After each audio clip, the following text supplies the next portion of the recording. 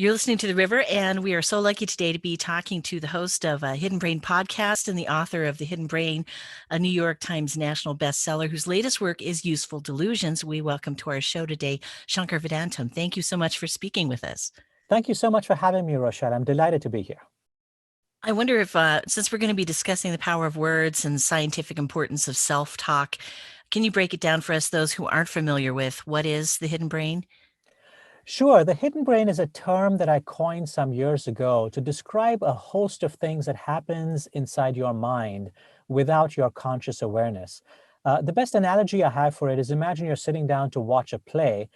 You understand as you watch the play and you watch the action on the stage that there are things happening backstage that you're not aware of. There are people who've constructed the sets, and there's someone who's written the script for the play. There are producers working backstage on the lighting and the sound. All of those things need to work for the action on the front of the stage to make sense. The brain sort of operates exactly the same way. We have access and have conscious awareness of a certain portion of our minds, which is like the action happening on the stage. But in order to make it possible, it turns out there's a whole host of things that are happening backstage. And that world of the unconscious mind is what I call the hidden brain. Thank you for that explanation. I think anyone who's online dating should read Useful Delusions and proceed with caution. Can you give us a short explanation of what situation inspired you to write about that? Sure, of course. We can talk about the different ways in which the brain produces self-deceptions, but romance turns out to be a particularly good area where self-deception can play a very powerful role. Now, I think what I would say, Rochelle, is that it can play a very powerful role for both good as well as for bad. And here's what I mean by that. It's absolutely the case that I think when we're telegraphing to one another, whether that's on social media or across a candlelit dinner, there are all kinds of ways in which we read things into the situation that actually are not there. Our hopes, our fears, our anxieties, our worries, these things shape what we perceive of the interaction and how we perceive the other person. Now, some of this could be dangerous and some of this could be bad. We could inadvertently believe that we like someone who turns out to be really problematic for us because we're not seeing reality clearly. That would be an example of a self-deception that's harmful. But I would argue that many, many relationships, in fact, benefit from what psychologists call positive illusions. So if you're in a relationship and you believe that you're with a person who is really good looking and really intelligent and smart and kind, and in fact, your beliefs are biased. This person is in fact not as beautiful, not as intelligent, not as kind, not as smart as you imagine them to be. The fact that you believe all these positive things turns out to be helpful to your relationship. You're likely to be in a happier relationship. You're likely to be in a more enduring relationship if you're in a relationship that you believe is truly special. Some element of that might in fact involve self-deception. So if both people can have that point of view, it's a pretty good chance it'll be a successful relationship, it sounds like.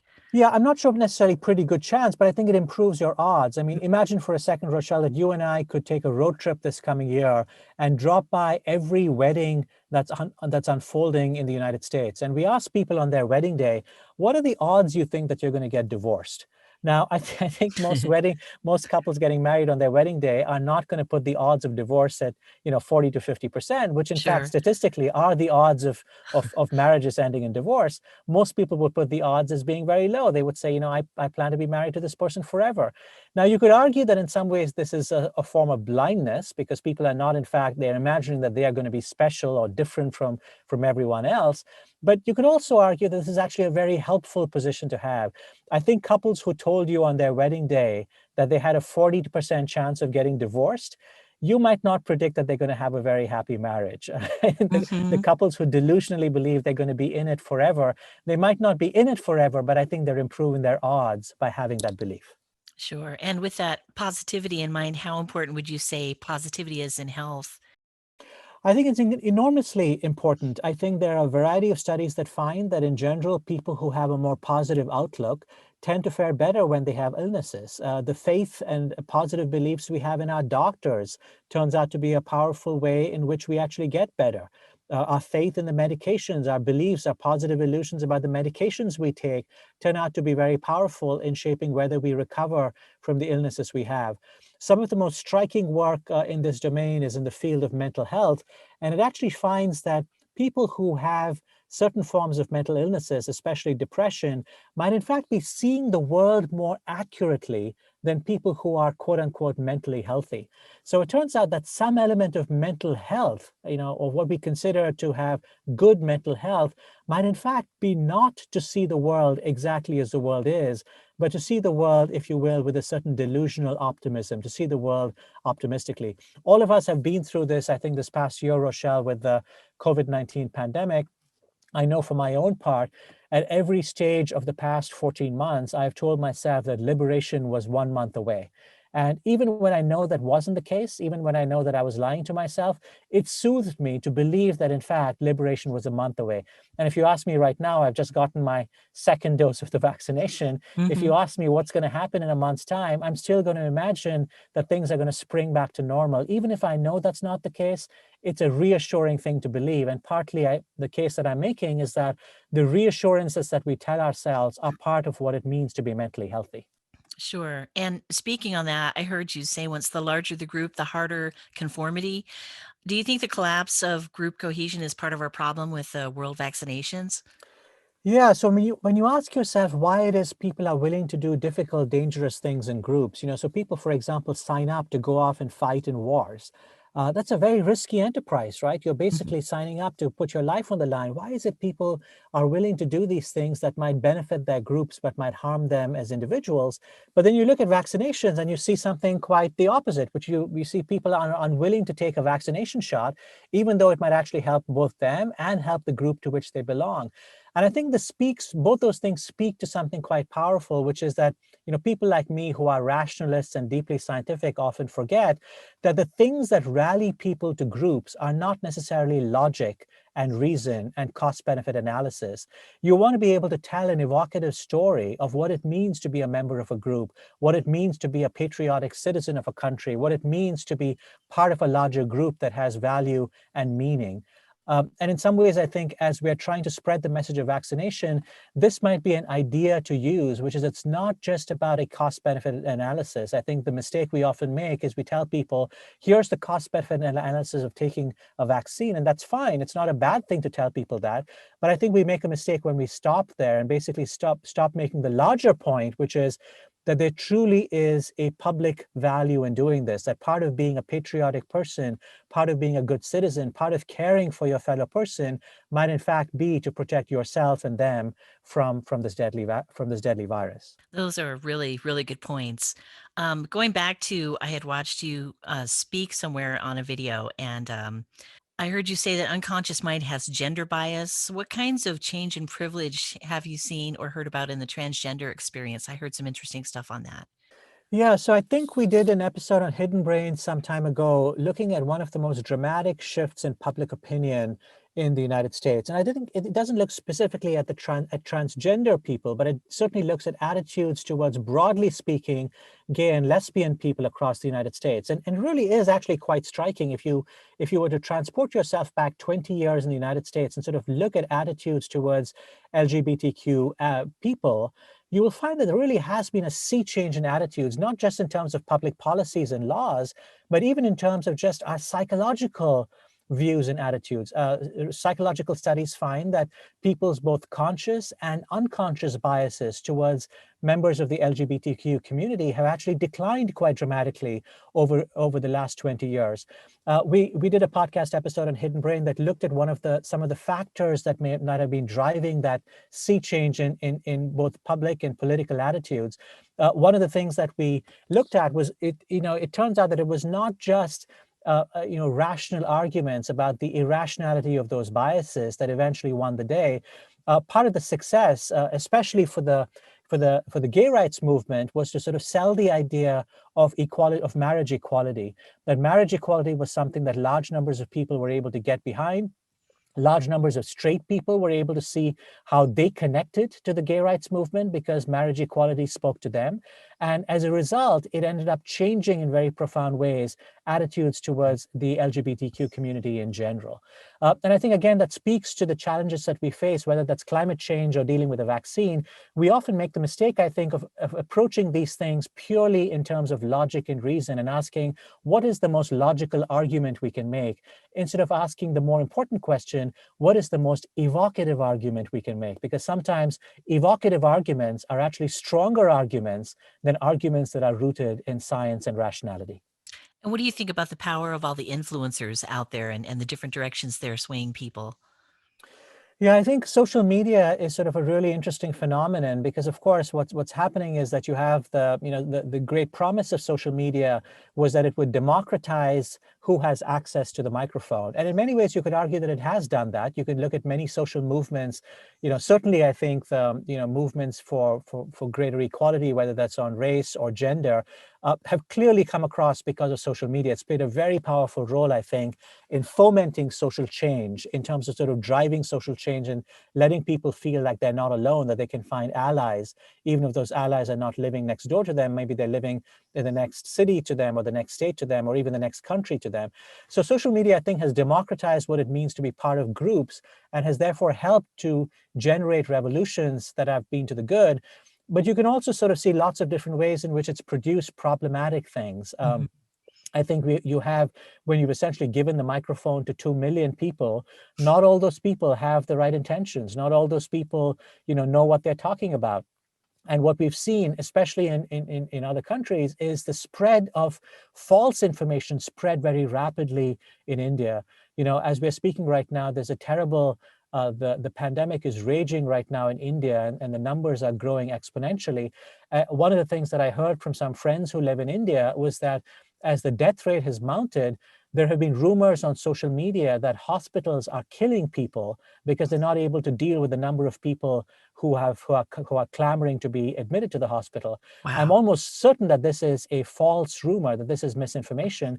But because of social media and the way these misinformation can spread, large numbers of people now are trying to leave hospitals, even though they have COVID, potentially becoming super spreaders and carrying the infection out with them. And this is an Wow. example of where you can see social media and the power of influencers having a very negative or deleterious effect. I think history books have yet to be written about whether on net social media is going to turn out to be a positive or a negative. Right, right. I heard you say once the hidden brain makes us feel self-conscious when we do things that few other people are doing. Do you think it's better to think like a lone wolf or follow the crowd? It's really interesting. I think it depends because I think this can cut both ways. I mean, Mhm. I think the truth is that many of us are influenced by the groups to which we belong. The norms of the groups that we live in have a very powerful role in our lives. And it's not as if we can completely write off those norms and those rules and those groups. There's no question that our group identities and the norms that we share with those group identities are going to shape our lives in really powerful ways. So if you want to overcome things like, resistance to taking a vaccine, or you want to overcome bullying in schools, or you want to try and fight climate change, you absolutely want to enlist the power of social norms to basically get to the very important goals that you have. It's also, I think, really important from time to time to be able to stand apart from those social norms, to ask yourself, do I actually want to follow the scripts that have been put in my head as a result of social norms? We talked a second ago about the transformative changes that have come about in the lives of many LGBTQ people in the United States. Some of that has come about because those people have in fact challenged prevailing social norms. They've challenged the way in which they've been treated. If you think about the Black Lives Matter movement that has unfolded in the United States over the last 12 months, part of that has come about because people have challenged social norms, have stood apart from the social norms and said, yes, I know this is how the country has long done business, but we should be doing business differently. So I don't think there's a one size fits all answer to the question that you're raising. You can certainly see ways in which social norms can and should be used for social good. And I would argue they're going to be an essential part of combating challenges such as climate change. But there are also clearly times as individuals when we need to stand apart from the groups that we're in and ask ourselves, is the group actually heading in a direction that I believe it should go? And your newest book is called Useful Delusions. So I want to ask you about this delusion that, like someone who, maybe some women who return to an abusive marriage or something, how do some of these deceptions happen to some of the smartest people? Well, I think the fundamental idea of my book, Useful Delusions, is that the brain is fundamentally not interested in the truth. The brain is interested in what works. In all manner of different ways, you can see how this works. So, for example, as I said a second ago, people who have delusionally positive beliefs about their partners are likely to be in happier relationships because they believe their partners are better people than they really are. Now, you can call that a positive illusion, and you can say, we certainly wouldn't want to disabuse people of these positive illusions because these positive illusions, in fact, are producing happier relationships and more enduring relationships. But the very same self-deceptions are also at play in relationships that might be abusive. So for example, if you're in an abusive relationship, you might tell yourself, well, maybe my partner didn't really mean to hit me. Maybe my partner didn't really mean to treat me poorly. You tell yourself a story that in some ways inflates how good your partner is. And now you can see very quickly how this self-deception might in fact be harmful for you. One of the challenges that I think that I've encountered as I've written the book is that there isn't a neat dividing line that tells you, here's where self-deceptions can be useful, here's where self-deceptions can be harmful. The very same self-deceptions, in this case, self-deceptions about our partners, can turn out to be very useful things and produce very enduring and happy relationships. And they can turn out to be very dangerous things and keep us in abusive relationships far beyond their sell-by date. In all these cases, I think part of the challenge, I think, is to understand not sort of whether self-deception is good or bad, but to ask when and how much. In almost every domain of human behavior, this is the question to ask, not is anxiety good, is fear good, is greed good, is love good.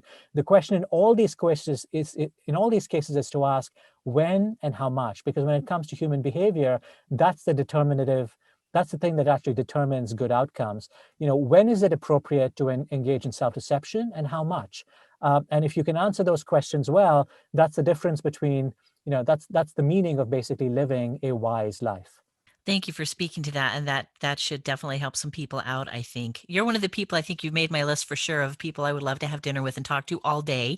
I have just one more question for you though, and if you can bear with me, this might seem a little strange, but I debated about asking you, but I just really want to know.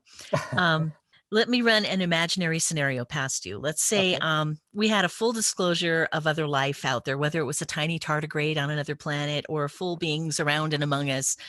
With what you know about how we think, what would happen to world religions and beliefs? Do you think we would make that work?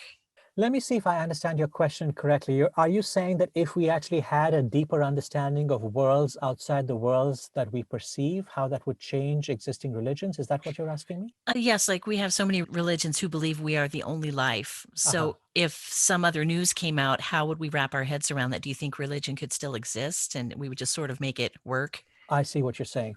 Yes, I actually think religions would still exist and we would find a way to make them work. And the reason I can say that with some confidence is in fact because we have routinely discovered things over the past, several hundred years that have changed in fundamental ways, things that we thought we knew and that were Mhm. deeply tied into our religious beliefs. So for example, if you bought the idea that the earth was just a few hundred or a few thousand years old, and then, geologists come along and explain to us, and cosmologists come along and explain to us that the world, in fact, is several billion years old, and the universe as we know it might be, even older than that. Now you have to reconcile these two beliefs because one belief is basically telling you the world is a few hundred years old, and another set of scientific ideas is basically telling you the world is several billion years old. And what we've seen is routinely is that religions sort of tend to have learned to sort of incorporate these new ideas into theological beliefs. And people who are not religious and people especially who are militantly non-religious will basically say, this shows you that religion is basically nonsense because if you're willing to update your theories every time a new theory comes along, well, what use is that theory at all? Mhm. I would part ways with that view because I actually think that, in fact, religions often have played a salutary role. But the salutary role they've played is not necessarily because of the truth claims they've made about the world. But in fact, the salutary role they've played is because religions, like other social systems and other social norms, have helped to organize people and given people norms and rules about how to treat one another and how to behave well toward one another. We had an episode about hidden brain on hidden brain some time ago, asking the question of why religions came into existence in the very first place.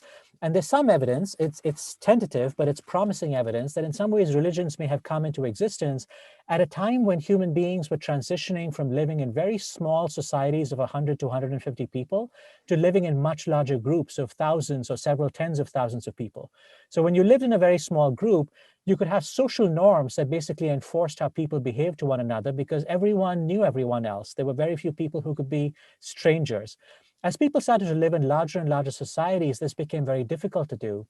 And on a routine basis, people came into contact with strangers all the time, which is what happens in our daily lives right now. I routinely meet people whom I have never met before in my life. I might never meet them again. And religions often arose at this point, partly because we didn't have state institutions to basically determine how people ought to behave, how they should behave. And religions became a way in some ways of creating cohesion and creating meaningful social rules. You can see that as societies have changed, the ways in which religions have operated have also changed, because I think they're in some ways performing a very valuable psychological function in our lives.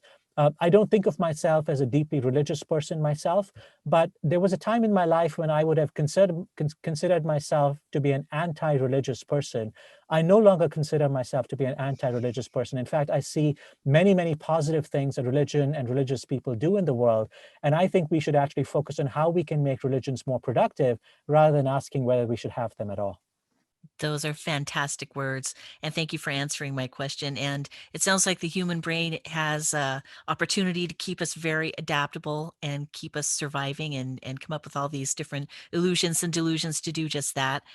You must work in a really fascinating field and probably get new information all the time. Do things still surprise you?